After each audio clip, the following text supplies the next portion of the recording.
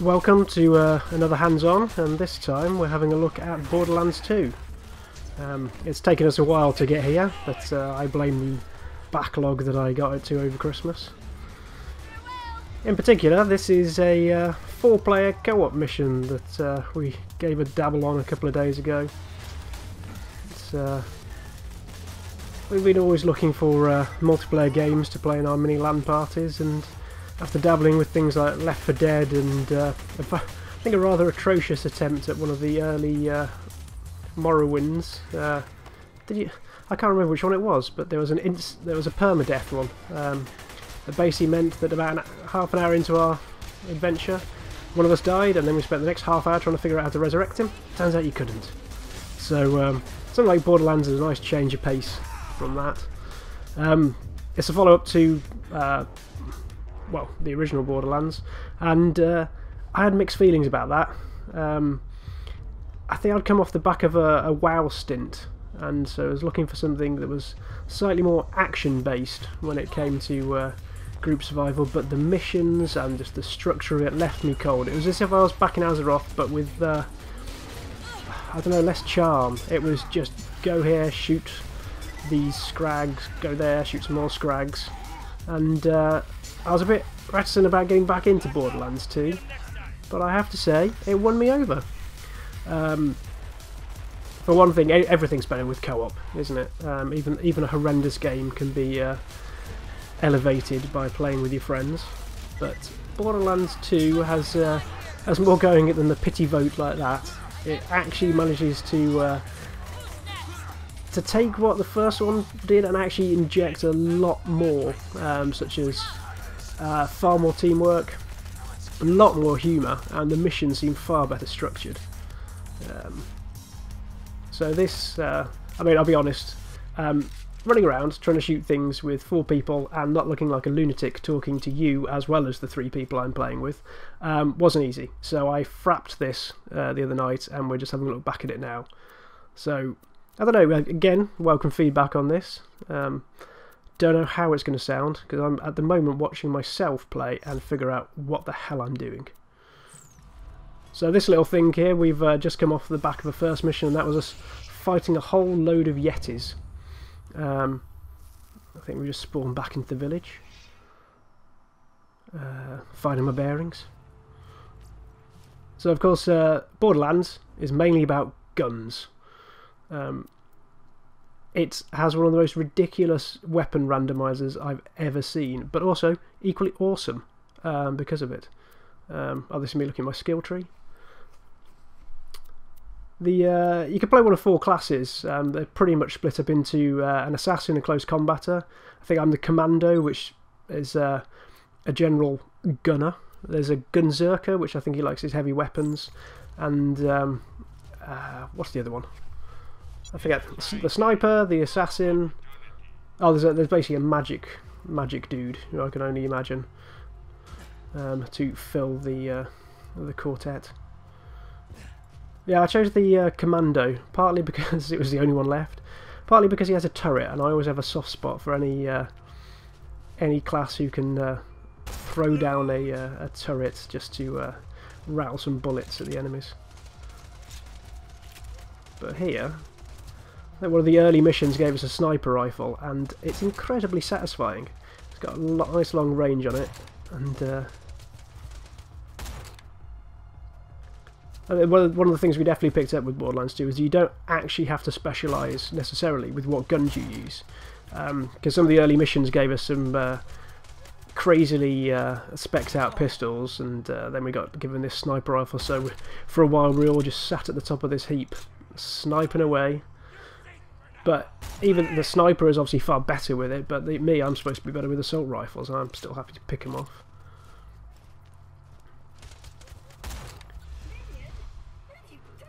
Ah yes, Claptrap's back. I think he was almost the Jar Jar Binks of the first game, where he was trying to be the comic relief, but ended up just being really quite irritating by the end of it. This time he's actually got a proper sense of humour upgrade, and in the first hour or so he made us laugh on quite a handful of occasions. Oh.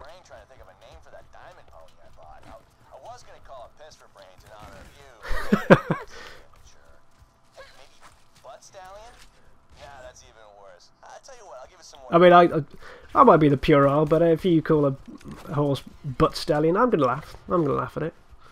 Early on, it's quite inane or puerile, but it definitely gets the giggles going. You're not going to get a highbrow sense of humour from Borderlands, but it keeps on giving. Yeah, at the moment, Claptrap just seems to be the conduit.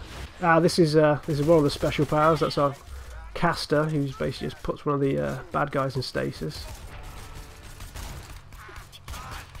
In fact, we're getting a few of the features here. So talking about the caster thing first, it's interesting to see how the all the different classes can specialise. Each of them seems to have three different trees they can go down, so another casting.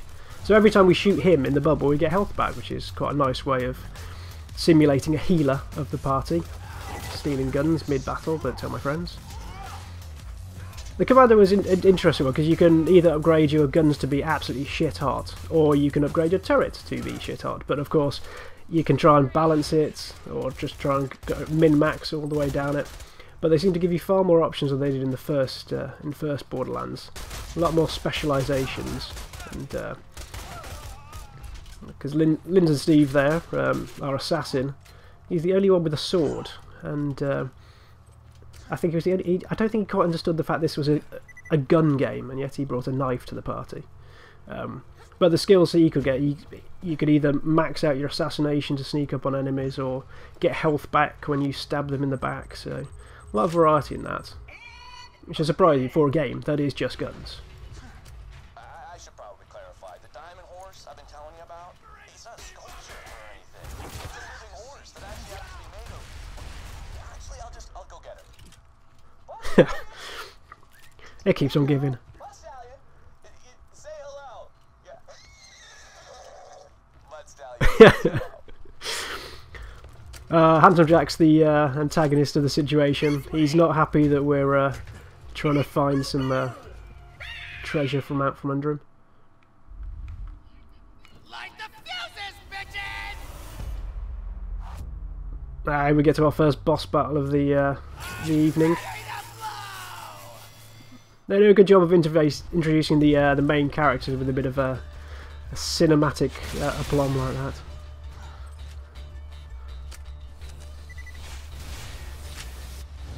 Where are we? Okay, there's me lobbing my turret down, trying to get a... Of course, he runs straight behind cover, so that's useless.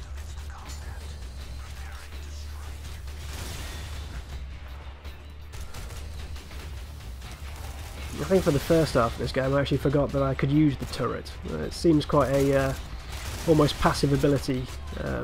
Sorry, the passive abilities seem better. So like the stasis field that comes when you shoot people, or just the ability to go wild on someone with a sword and get your health back. Quite a few situations where I just thought I could save myself with the turret and then completely forgot to press the button.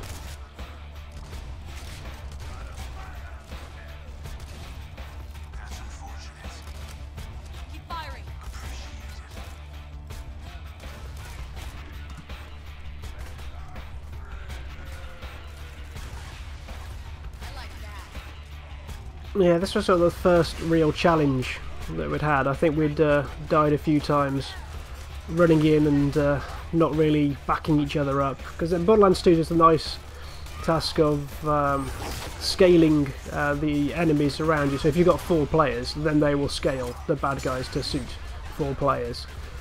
God help you if you try and go in alone. It's a few of us occasionally thought we'd hang back and snipe, and then got absolutely ripped to pieces by one lone elite that would just wander up and kick our asses. I mean, individually those like small psychos on their own, they're reasonably easy to put to one side, but it's when they attack en masse, it can be quite brutal, more from sheer attrition than anything else. Here we are a little later, still in the snow world.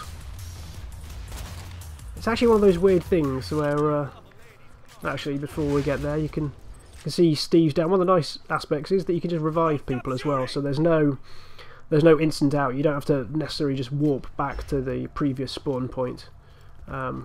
Conversely, some of the challenge disappears because you know you can get through by sheer weight of numbers alone. I mean, that's never stopped something like Halo, obviously, where there's a interesting series of checkpoints, but Ooh, some loot.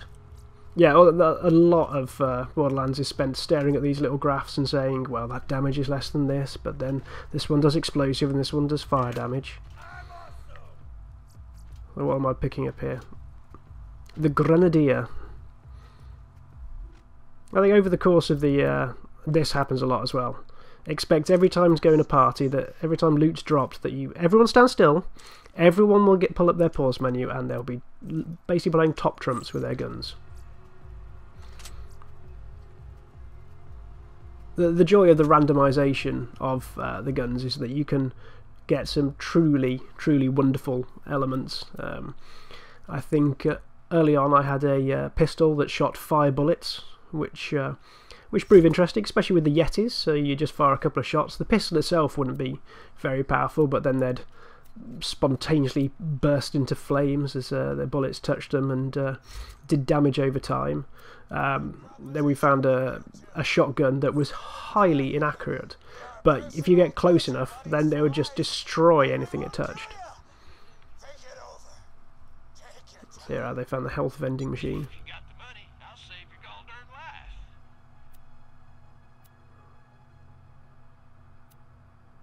I think I'm selling some old stuff here. Money was never really a problem. Things like Diablo, I think, which this can be compared to quite easily, you end up picking so many rubbish guns up, but that are worth a reasonable amount.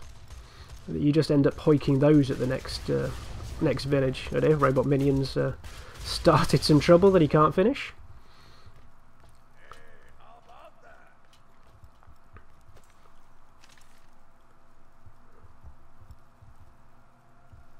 Now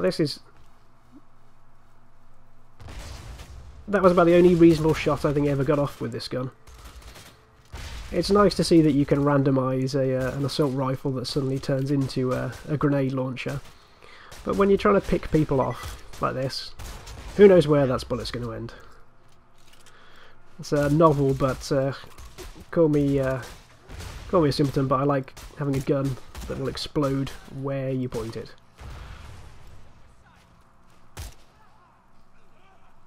They're doing quite a good job of branding the guns this time around as well, Gearbox. Different manufacturers have different traits. I forget the names of them, but certain ones will either rapid fire or produce extra damage but with the low accuracy. So you get a good hint of what, like that's a DAR there, and I can't remember what they do. That's a Jacobs, built for accuracy. So you get a feel for what the gun will be like without having to pore over the stats itself. Of course there will be stats to pore over as you try and trade off accuracy and damage and elemental effects. I think this is when I got fed up with it.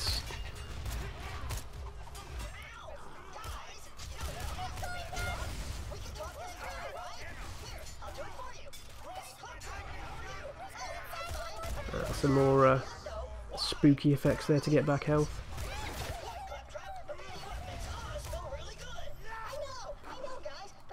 The elemental effect one seemed quite interesting. I wish I'd explored down that path a little more. I think there almost seem chances of what they can do. Trying to pull up the page here. Yeah, I think that the siren who can deal that damage can either go down like motion, where she can put down shields, increase her own speed.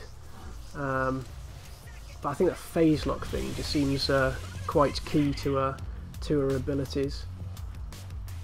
Things like it'll generate life orbs if you kill her, or anything you phase lock will take increased damage, so it's good for bosses. Oh, here we are in the stat screen again.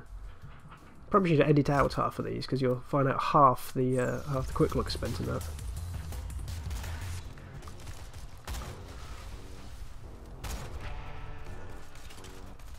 Yeah, Linz and Steve did actually seem to go down quite a lot. I think maybe because they're melee class and they get up close and personal. I think this is me trying to find a shortcut around the back. Failing miserably, watching my friends die in the process. Shotgun. These the spawn points were quite interesting because they're quite old school. There's no intelligent, yeah, like spawn points. They just seem to keep throwing men out of doors, which is probably... I can remember stopping playing Second Sight because of that. I went through, I think, half the initial complex in one of the early levels. Made sure I cleared out all the rooms, double backed on myself, checked every corner.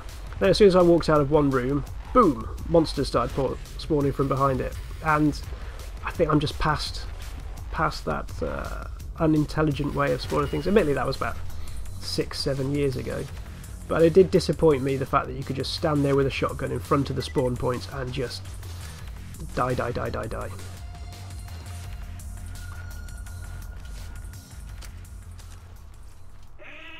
So while everyone's backs are turned, steal some loot.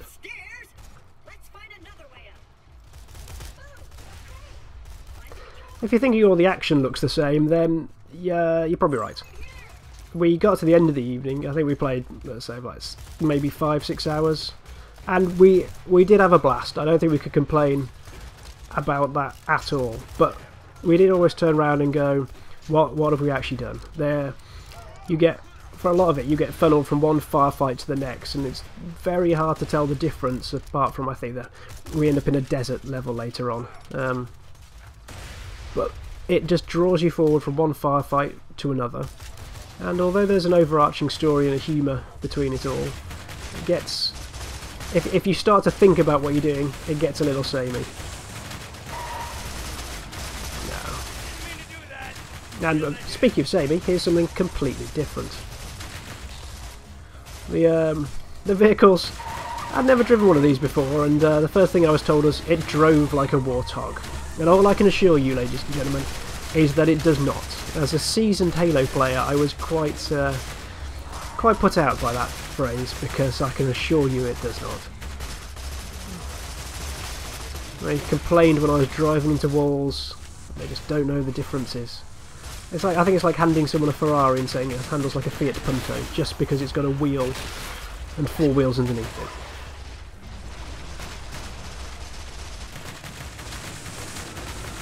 It was at this point Borderlands started to open up. First handful of hours, they're quite channeled, quite small areas, but as soon as we got past that last little...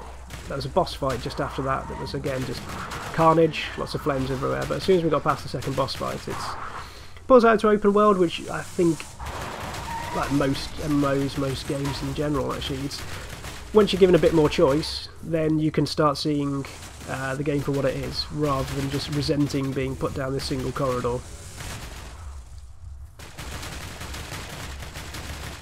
Opened up a few more hubs, a few more missions, and we'll probably get there eventually. We can get out of this tunnel. We do seem to be finding a lot of Yetis. I'm sure, I think Skags were the first game's very omnipresent enemy, and this one they seem to have put 6-armed Yetis. Chilla's distant, angry cousins. Right, here we go.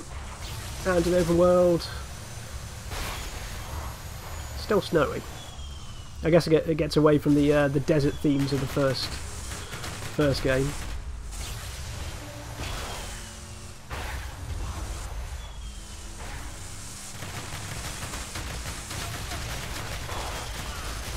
Like a glove.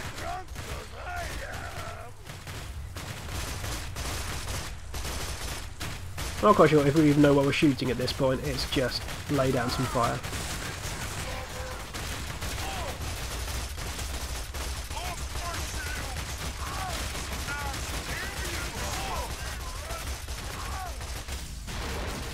Oh, just to prove cars aren't indestructible. This was one of my favourite guns at the end of the day. It was a slow fire rifle, but it popped out little grenades. Tiny little explosive grenades. That's a really nice feature, actually. If you're down waiting to get healed, if you manage to kill an enemy while you're down, you get the second... It's an automatic revival. They've done a good job of trying to make you shoot your way to victory, and in a game with guns, obviously that is an admirable sentiment. What's happening now? Roland's contacted you? Good. Oh yes, the girl who talks to you's back. Help us defeat Jack. She's a blue AI. All I could think was Cortana. I don't know why. I don't know why. Hopefully this one isn't a stripper like the last Cortana I saw, but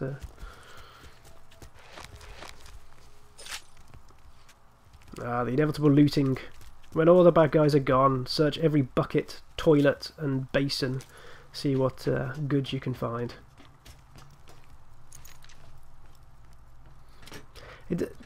I think whether it works well in... there you go, steal that before anyone else does. Whether it works well in 4-player, I think is down to who you're playing with. There's no necessary way to dish out weapons other than trading and gentlemen's agreements between you. So one of our party, who will remain nameless, did seem to hoover every piece of ammo and every pistol that he found to begin with. But after a while we did find our own little specialities. So I grabbed the assault rifle, someone else grabbed the pistols. I have no idea what that chap said.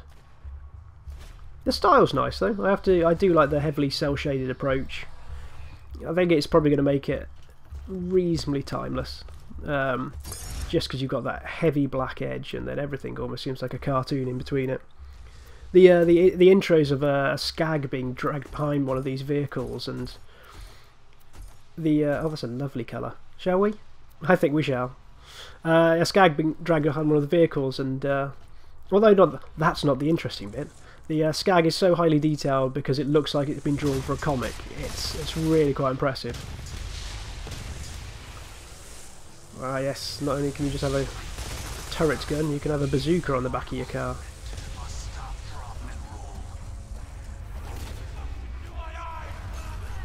So we fast forwarded a bit here now to a place that hasn't got snow on, which I think we're all relieved to see. And I think straight into a boss fight by the look of that. No, he's just a badass. We basically found one of the new hub worlds and got a whole new load of quests, and seems there were assassins hanging out. I think I'm going to die here. Anyone got? Yep, dead. Yeah, the spawn points are quite well placed. They're usually at the start of the mini dungeon instanced, what will you, so you don't have to retread much ground. In fact, I think all of us died at that point. Top up with ammo before we got back out. Yeah, there's no real penalty for death, other than probably 7% of the cash that you've got, and as I say, cash isn't a problem at all. You get so much money from just all the guns that you pick up.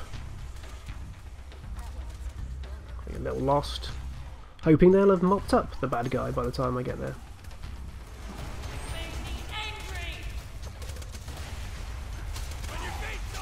Nice thing is you get XP for reviving people as well, so there's an incentive not only for your survival, but yeah, as a team, but your progression as a person. Yeah, that's one of the new elemental guns that we got from a quest. Spewing purple plasma, whatever it may be, everywhere we go. But I guess from the XP that we took down something big.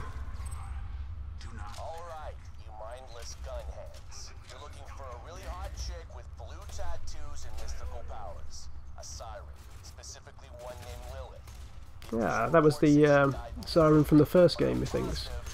As I understand it, the 4 Vault Hunters from the first one do make cameo appearances later on, but I think we're a bit too early to see that.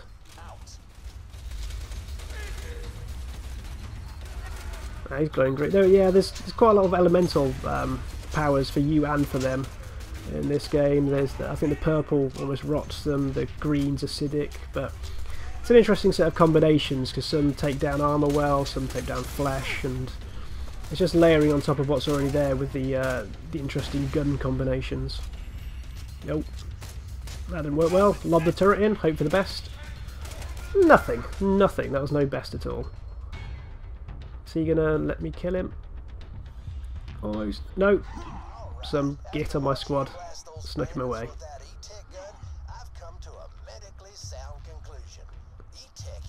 saved. Come on back to me whenever you're done out there. Now, as you can see, probably despite the change in scenery, the actual gameplay hasn't really changed much. It's just a different environment. You're still wandering through, wading through bad guys, taking them down one by one, and it is fun. As I say, it's at times you're wondering why you're doing it, but it's, especially with 4 players, it's just a bit of a laugh, and the human, if not the mission structure, helps see you through. In fact, at this point in time, this gun helps see me through. I accidentally, and I do mean accidentally, spent 1,000 credits on this sniper rifle and thought it was a bit pants from the spec, but it's a sniper, and then it suddenly burns people. So I don't see why I ever complained. It got me out of a few situations. But there's my turret trying to help us all.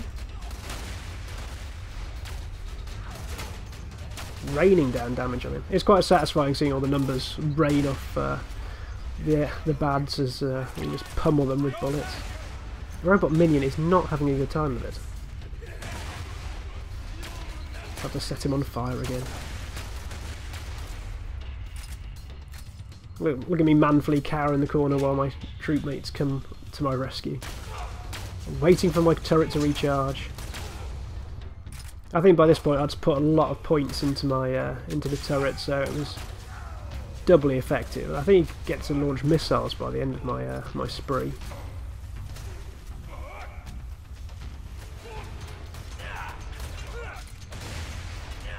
Yeah, the bosses occasionally just seem to be harder rather than more interesting, but I suppose you can't have everything.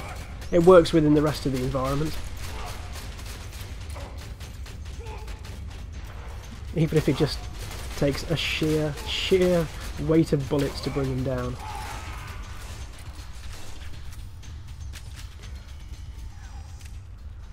Now I think with grabbing that blue, I think I grabbed that accidentally. I got told off for that. I had to give it to someone else. But yeah, this is Borderlands 2. It's Diablo with guns, and at times you may like Diablo, wonder why you keep pressing through, but the answer is usually for loot. See that purple one that flashed up? It's reasons like that that make you carry on going through. Quite whether I'd have got this far in single player is doubtful, but with 4 of your mates, it's definitely worth a look.